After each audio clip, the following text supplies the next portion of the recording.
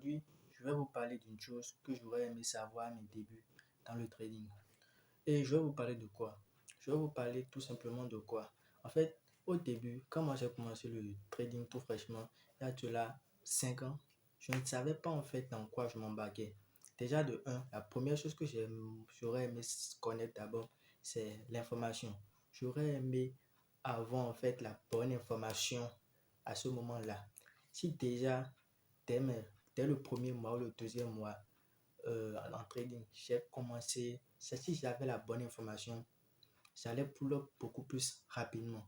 Donc, ce que j'aurais aimé savoir, c'est avoir la bonne information. Et ça, c'est la première chose. La deuxième chose, c'est j'aurais aimé savoir que je, je dois backtester. En fait, moi, à mes débuts dans le trading, je ne savais pas que je dois backtester. Je ne savais pas en fait, c'était quoi le backtesting. J'entendais ça ici et là et tout, mais je ne comprenais pas vraiment en fait, c'était quoi le backtesting. Et le problème, c'est que quoi? Le problème, c'est que avant en fait, j'avais de un la mauvaise information et de deux, en fait, je me disais que je ne sais pas quoi faire.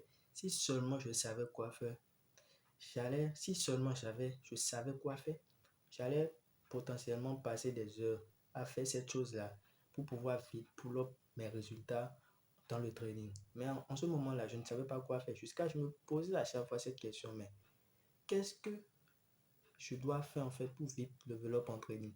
Et en fait, je savais qu'il y avait un truc à faire parce que le truc, c'est pas seulement de bouffer de la formation, c'est-à-dire de bouffer de la formation, c'est-à-dire c'est quoi le trading, les différents types d'analyse, analyse technique, rentrer plus en profondeur dans l'analyse technique. En fait, c'était pas ça le problème. Ça, je m'avais assez bouffé. Mais le problème, c'est quoi? C'est que je voyais en fait je voyais les autres qui étaient dans le même domaine que moi, qui était le trading, et qui avaient plus d'années d'expérience que moi en ce moment-là.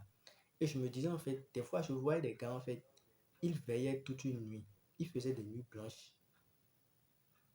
Et quand ils faisaient des nuits blanches, c'était des traders hein, qui faisaient des nuits blanches. Et durant les nuits blanches, ils disaient qu'ils taffaient sur le trading. Mais moi, j'étais là, je ne comprenais pas, mais c'est de quoi ils parlent.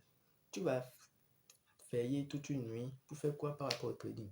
Tu vas pas veiller pour surveiller une position. Bien sûr, tu peux le faire, mais veiller, peut-être veiller 4 jours sur 8 pour une position.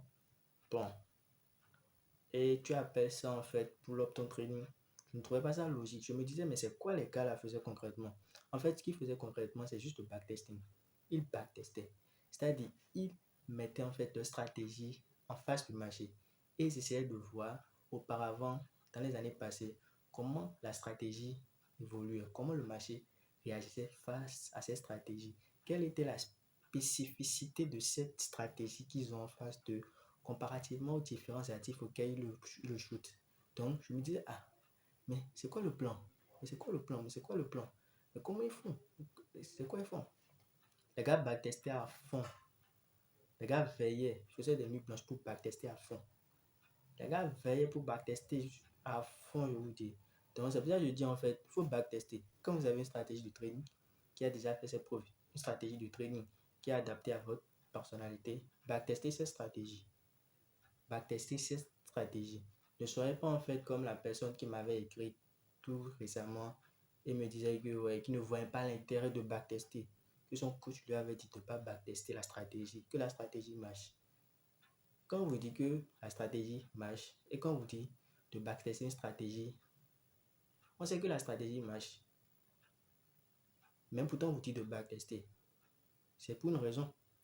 Backtester, à tes débuts là, cherche à avoir la bonne information en trading. Cherche à prendre des formations en trading.